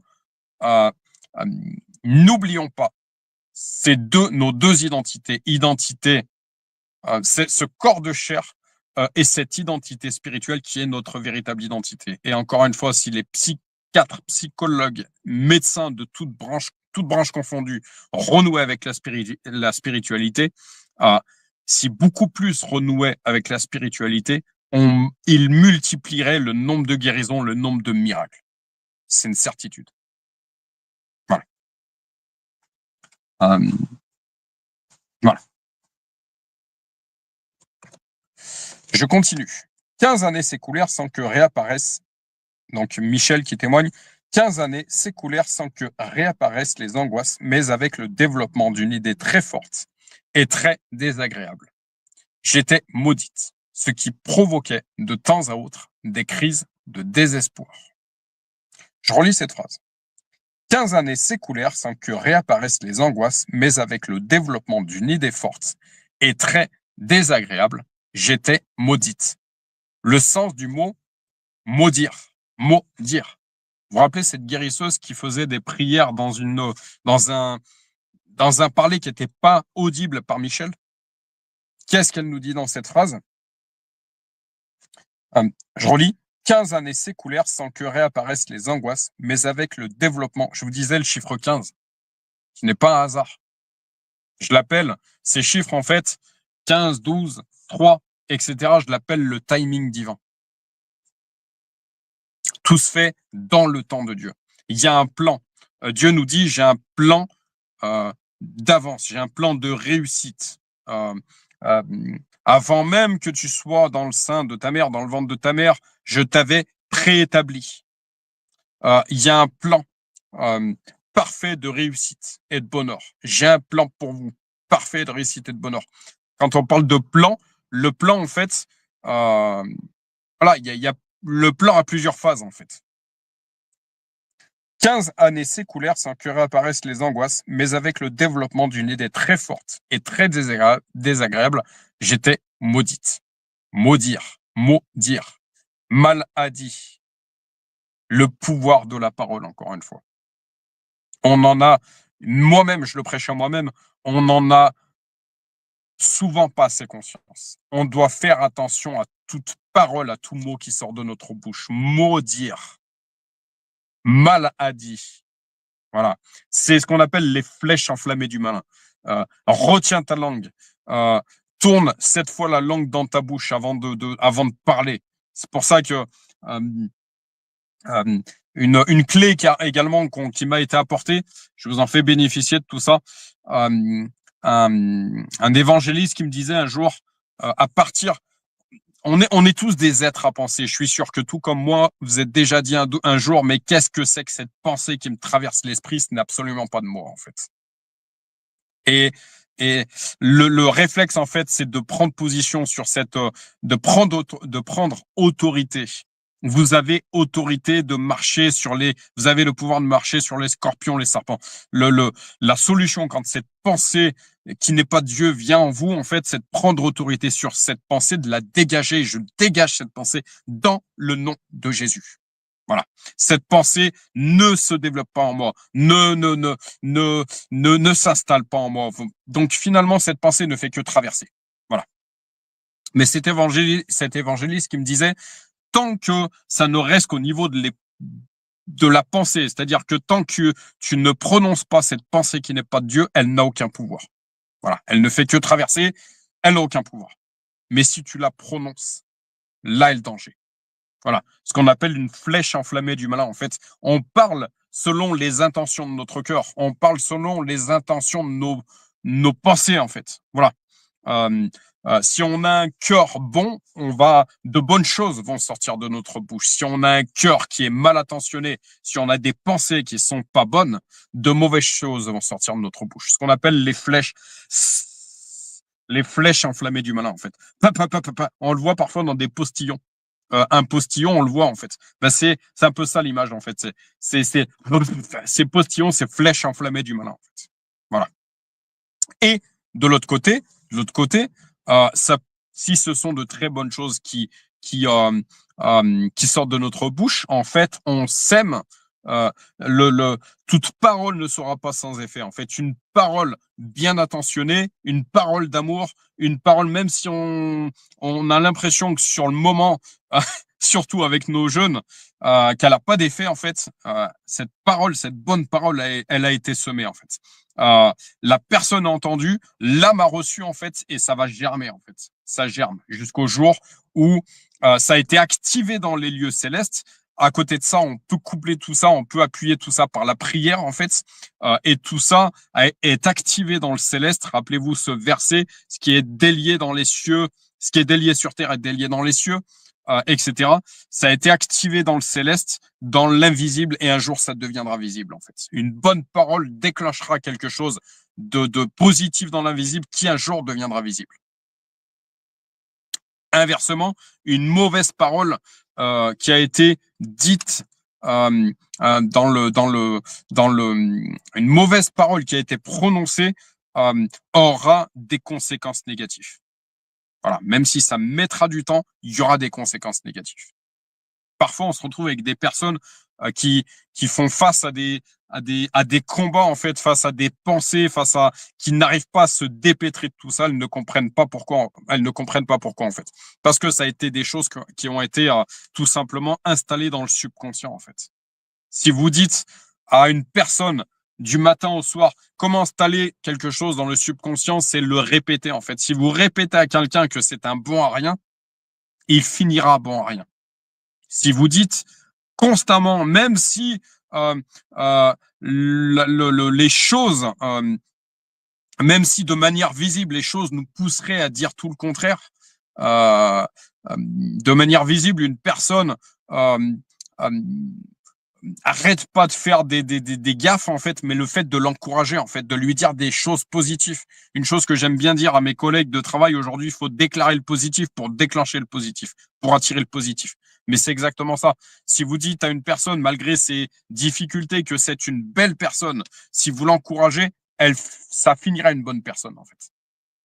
Encore une fois, ce verset, cette phrase plutôt, qui a été une révélation pour moi. Jésus n'aime pas le péché, mais il aime le pécheur. En fait, il y a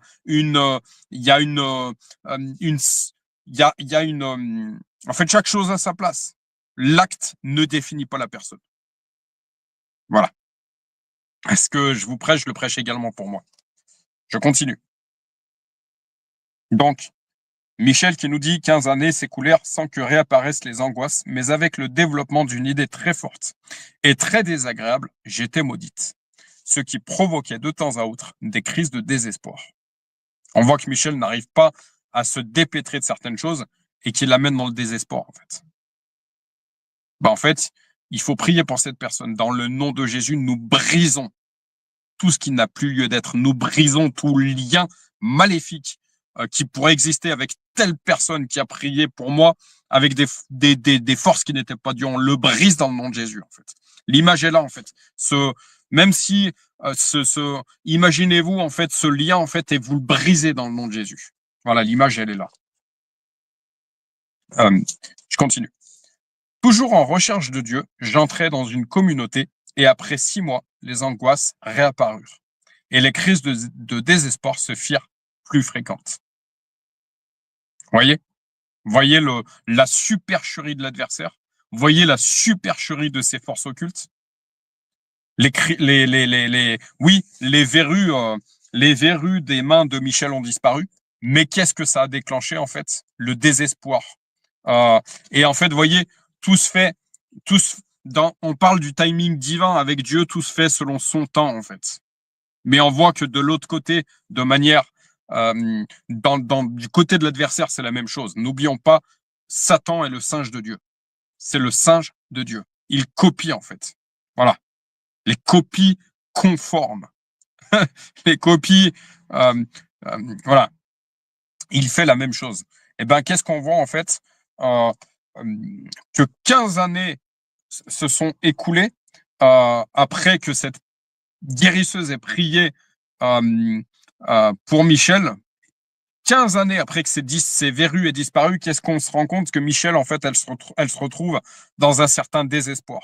Elle se retrouve dans des angoisses qui réapparaissent, dans des crises de désespoir qui se font de plus en plus fréquentes. En plus, ça monte en puissance, en fait. Ces crises d'angoisse montent en puissance, en fait. Elle avait l'impression qu'une vitre épaisse, elle l'écrit, J'avais l'impression qu'une vitre épaisse me séparait pour toujours de Dieu auquel j'aspirais. Voilà. Elle voyait, elle avait les yeux rivés sur Dieu, mais elle n'arrivait pas à aller, à mettre le pied dans son royaume, parce qu'elle était enfermée sous cette cloche maléfique, en fait. Sous cette cloche, elle était en captivité, en fait. Voilà.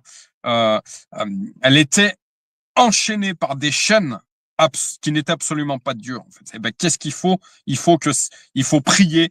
Je brise ces chaînes maléfiques dans le nom de Jésus. Voilà. Je continue. 8 mois plus tard, au cours d'une session, je touchais le fond et suppliais. Encore une fois, voilà le temps qui passe.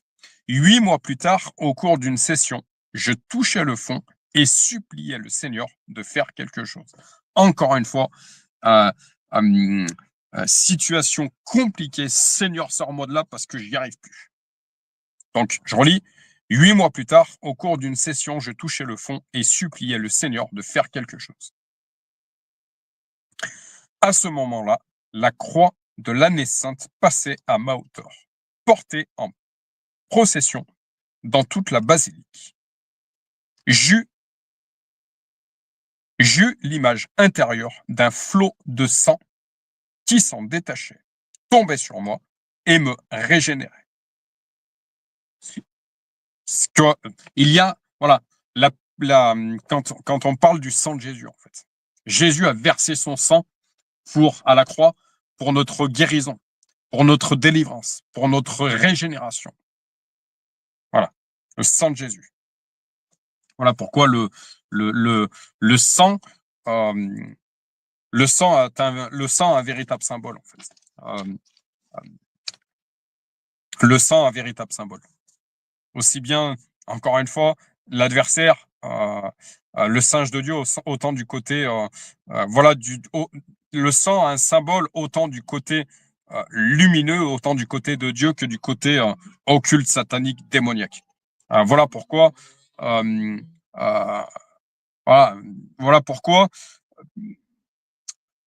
on est face à certains films aujourd'hui. On a beaucoup de films de violence, en fait, de films sanguinaires, en fait, voilà, où le sang gicle, en fait, parce que le sang a un symbole, en fait. Le symbole, le sang serait l'âme, en fait. Voilà. L'âme d'une personne serait dans son sang. Et j'ai une personne qui est venue me témoigner récemment, à confirmer, je ne sais pas. Il faut vraiment confirmer la chose, il faut vraiment être prudent dans la chose, que suite à un acte précis, que je ne citerai pas ici, sa belle-fille a changé de groupe sanguin. Merci Seigneur, merci Saint-Esprit, parce que tu me révèles une certaine chose pendant que je suis en train de prêcher ici. Voilà. Sa belle-fille aurait changé de groupe sanguin face à un acte qu'elle aurait posé, en fait. Toute personne au fait de certains sujets comprendra certainement ce que je suis en train de dire ici. Voilà.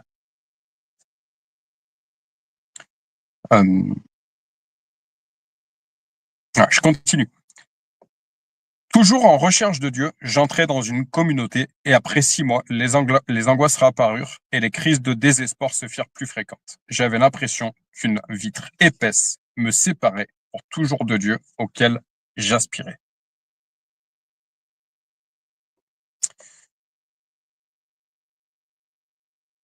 Huit mois plus tard, au cours d'une session, je touchais le fond et suppliais le Seigneur de faire quelque chose. À ce moment-là, la croix de l'année sainte passait à mes hauteurs, portée en procession dans toute la basilique. J'eus l'image intérieure d'un flot de sang qui s'en détachait, tombait sur moi et me régénérait. Je sus que Dieu allait me faire miséricorde, me ferait signe. En effet, le surlendemain, il m'inspira de me confesser à un prêtre.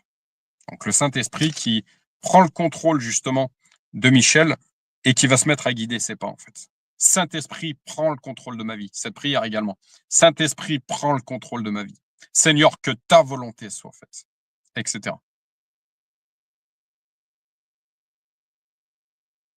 Lorsque j'arrivais près de lui, ce prêtre me dit, il y a quelque chose en toi qui t'empêche de donner ta vie au Seigneur.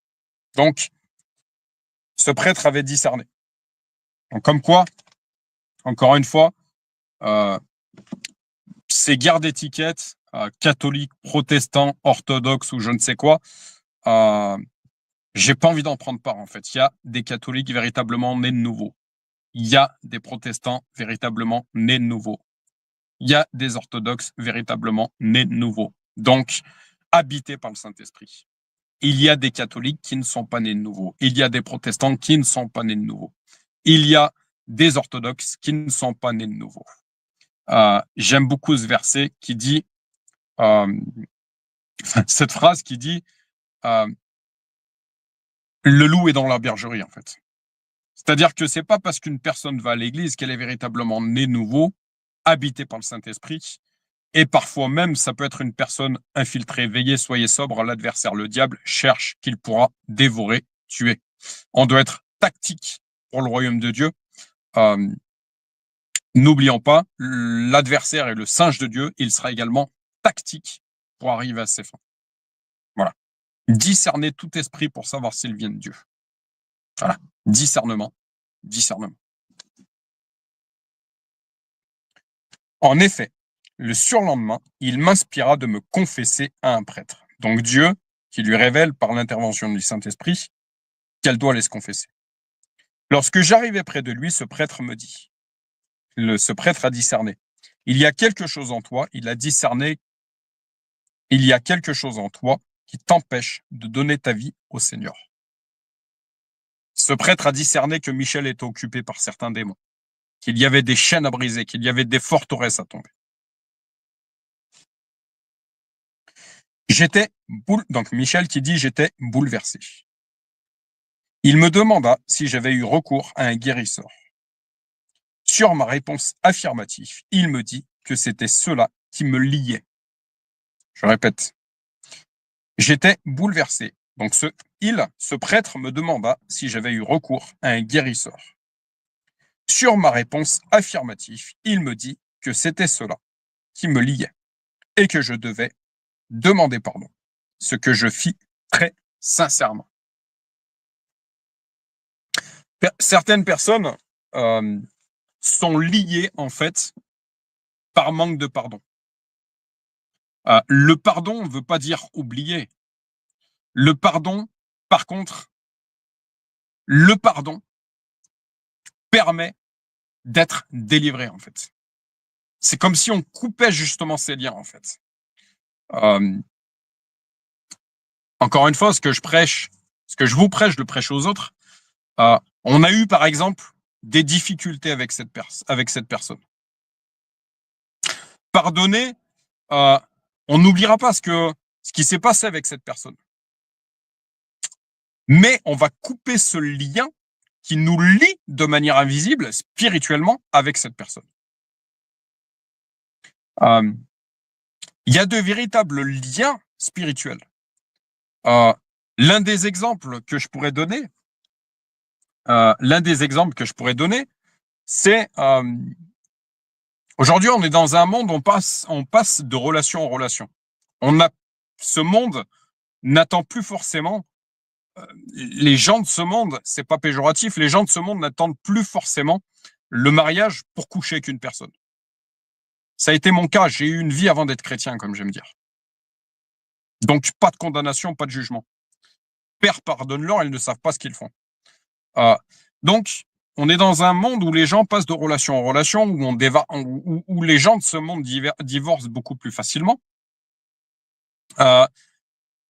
Et puis passent de relation en relation, et puis enchaînent les relations, et n'arrivent pas à être heureux dans leur relation.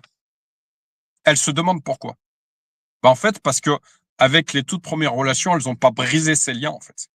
Tout simplement. il peut arriver de passer par un divorce, de passer par une séparation. Encore une fois, pas de jugement, pas de condamnation. Même si Dieu nous dit, euh, euh, même si Dieu nous dit, ne séparez pas ce que Dieu a uni. Euh, je veux rester prudent dans ce que je dis. Certainement que même Dieu permet certaines séparations.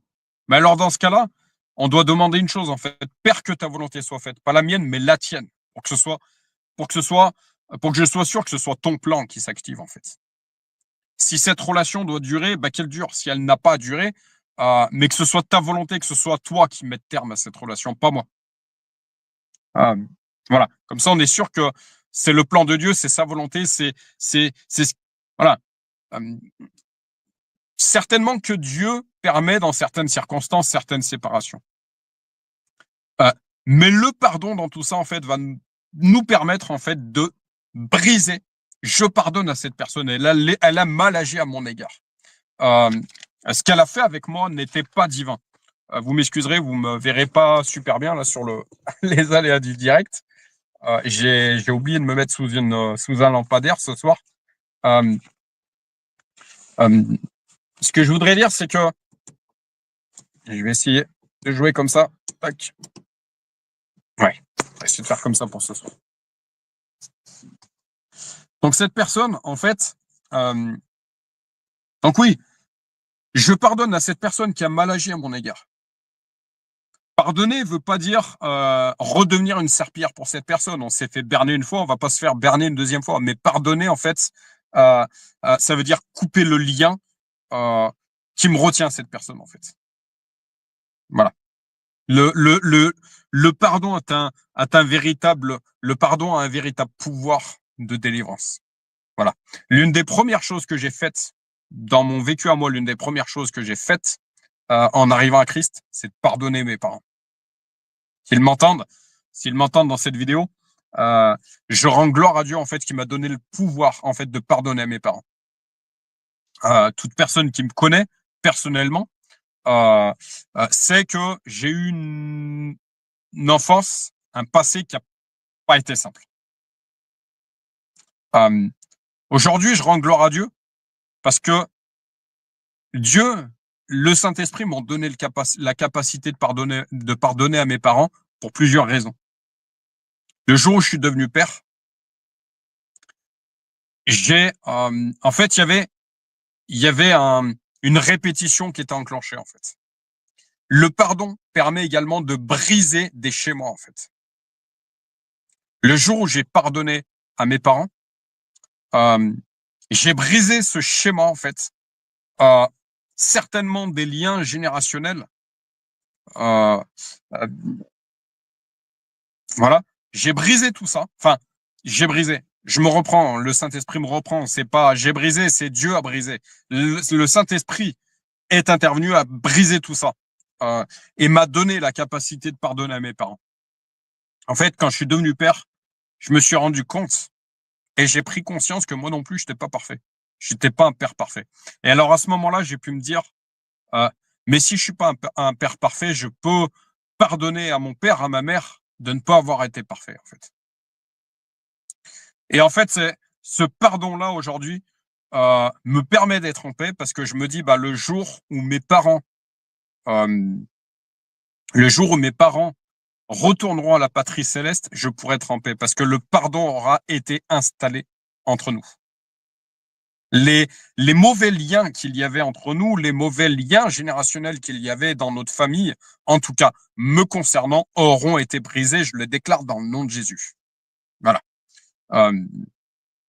Et je déclare que ce que je suis en train de faire ici aura également un impact positif sur mes parents, dans le nom de Jésus. J'en profite pour faire cette prière. Seigneur Jésus, je te remets mon Père humain. Je te remets ma mère humaine. Je te remets l'ensemble de ma famille. Et une chose que j'aimerais déclarer ici, quand nous nous convertissons, quand nous reconnaissons Jésus comme notre Seigneur et Sauveur, nous sommes des coupeurs de malédiction générationnels et des activateurs de bénédiction générationnelle. Quand je parle de lien, en fait, c'est que, voilà, on peut parler de groupe d'âmes. Voilà, une famille humaine, c'est un groupe d'âmes quelque part. Notre véritable papa, c'est celui avec un P majuscule, c'est celui qui est là-haut. Mais nous sommes certainement, que des personnes qui entendraient cet audio puissent compléter mes explications, nous sommes certainement envoyés par groupe d'âmes, en fait. Il y a des liens, en fait, dans ce groupe d'âmes, en fait. Et quand nous marchons avec le Seigneur, quand nous le reconnaissons comme notre Seigneur et Sauveur, ce que nous sommes en train de faire a un impact. Ça tire, en fait, une personne me le disait comme ça tire, en fait, entre tous ces liens, en fait, et il y a un impact dans ce groupe d'âmes, en fait. Seigneur Jésus, je te remets mes parents. Je te remets ma mère, je te remets mon père humain. Je te remets l'ensemble de ma famille humaine. C'est bien aussi bien du côté de ma femme, aussi bien nos enfants. Et je déclare en ton saint nom Jésus que nous et notre famille, donc nous et ce groupe d'âmes, nous servirons l'Éternel. Saint-Esprit, révèle-toi à mon Père humain. Révèle-toi à ma mère humaine. Révèle-toi à ce groupe d'âmes dont j'appartiens. Dans le nom de Jésus, j'ai prié. Amen. Et Amen. Voilà. J'en profite pour cette vidéo, si mes parents tombent dessus, j'ai eu, le Saint-Esprit m'a donné la force un jour de dire à mon père, à ma mère, je ressens de l'amour pour vous. Avant tout ça, j'étais incapable de ressentir de l'amour pour mes parents humains. Le pardon me permet aujourd'hui de voir mes parents de façon beaucoup plus bienveillante. Voilà. Et je leur fais un gros clin d'œil, je leur dis que je les aime. Voilà. D'un amour divin. Dans le nom de Jésus. Voilà, voilà. Donc, je relis, je finis de lire. Donc, il me demanda, donc Michel demande, le prêtre demanda à Michel, il me demanda si j'avais eu recours à un guérisseur. Donc, également, la chose qu'il faut dire, c'est que quand on souhaite délivrer une personne, prier et délivrer cette personne, on doit faire une enquête, en fait. On doit poser différentes questions à la personne. Est-ce que vous avez pratiqué des choses occultes dans votre vie? Est-ce que vous avez fait appel à des guérisseurs? Est-ce que vous avez utilisé un pendule? Est-ce que vous avez,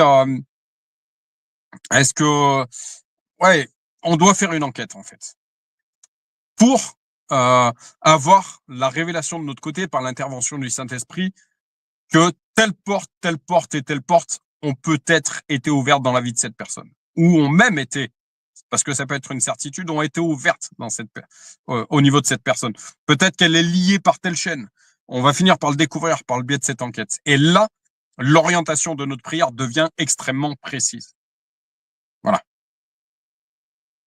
Voilà. D'où la nécessité de cette enquête. Donc, le prêtre demanda à Michel si j'avais eu recours à un guérisseur. Sur ma réponse affirmative, il me dit que c'était cela qui me liait. Donc, vous voyez, le prêtre avait cette certitude. Voilà. Ben voilà ce qui liait Michel. Voilà, c'est une certitude. L'esprit me l'a montré. En plus, quand on a quand le Saint-Esprit est en nous, il rend témoignage à l'intérieur de nous, il nous montre, en fait. Il nous indique, il nous fait voir les choses, en fait, de manière extrêmement précise. Voilà. Comme je vous parlais du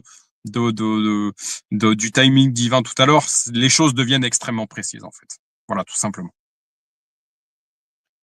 Je répète, néanmoins, il me demanda, donc le prêtre demanda à Michel si j'avais recours à un guérisseur. Sur ma réponse affirmative, il me dit que c'était cela qui me liait et que je devais en demander pardon. Ce que je fis très sincèrement. Ce que je fis très sincèrement. Le pardon doit être sincère.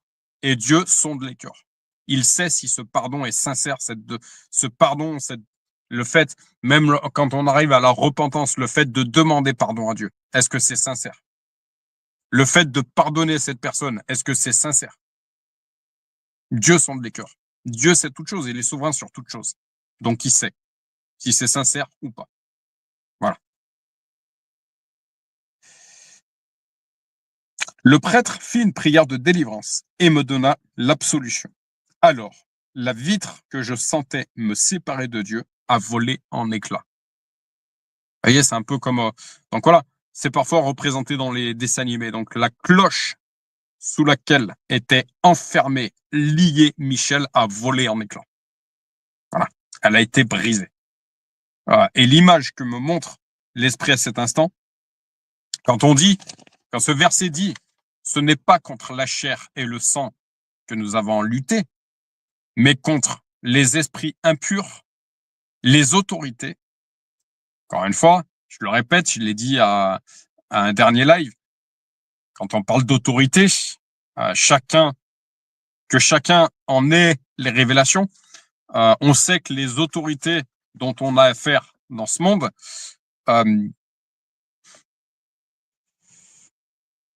ne sont pas toujours divines. Voilà. Certaines autorités sont divines, d'autres beaucoup moins. Mais qu'est-ce que nous dit également la parole? Que nous devons respecter toute autorité parce qu'elles sont instituées de Dieu.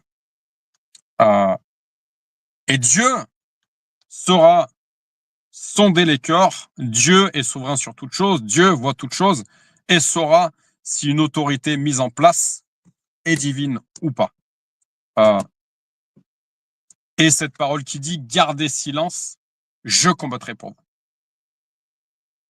Voilà. Voilà. La chose où je veux en venir, pour terminer cette lecture de ce soir, c'est qu'en fait, donc quand Michel dit que donc on voit que Michel était enfermé sous une espèce de cloche de verre, en fait. On le fait voir dans les dessins animés. Quand ce verset biblique dit « Nous n'avons pas lutté contre la chair et le sang, mais contre les esprits impurs, les autorités, etc., les dominations dans les lieux célestes », qu'est-ce que les lieux célestes? En fait, c'est ce vide qui est autour de nous, qu'on croit vide. En fait, il est chargé d'informations. Encore une fois, monde visible, monde invisible. C'est pas parce que la chose est invisible qu'elle n'existe pas, en fait. Voilà. Et en gros, Michel est enfermé sous cette cloche par rapport à mais encore une fois, par rapport à ces lieux célestes. Mais encore une fois, dans les lieux célestes, il y a des puissances divines de Dieu et il y a des puissances occultes de l'adversaire. Mais Michel est enfermé sous cette cloche et donc elle ne pouvait pas appartenir à ce royaume céleste divin de Dieu. Tout simplement. Quand cette cloche a été brisée, là, elle a pu rentrer dans la réalité qui est celle du royaume divin, du royaume de Dieu. Tout simplement. Tout simplement. Voilà. Donc, je relis cette phrase. Le prêtre fit une prière de délivrance et me donna l'absolution. Alors, la vitre que je sentais me séparer de Dieu a volé en éclats. Gloire à Dieu. Dieu m'avait délivré définitivement. Quelle joie. Je répète, Dieu m'avait délivré définitivement. Quelle joie. Encore une fois, pour faire écho à cette phrase, je la relis. Dieu m'avait délivré. C'est le mot définitivement sur lequel je veux appuyer. Quelle joie. La véritable joie se trouve en Dieu, en Christ. L'évangile veut dire bonne nouvelle. Donc, le mot définitivement sur lequel je voulais appuyer, encore une fois, puisque ce soir le sujet a été les guérisseurs et le pendule,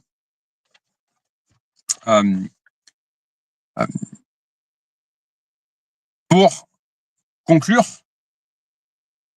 certains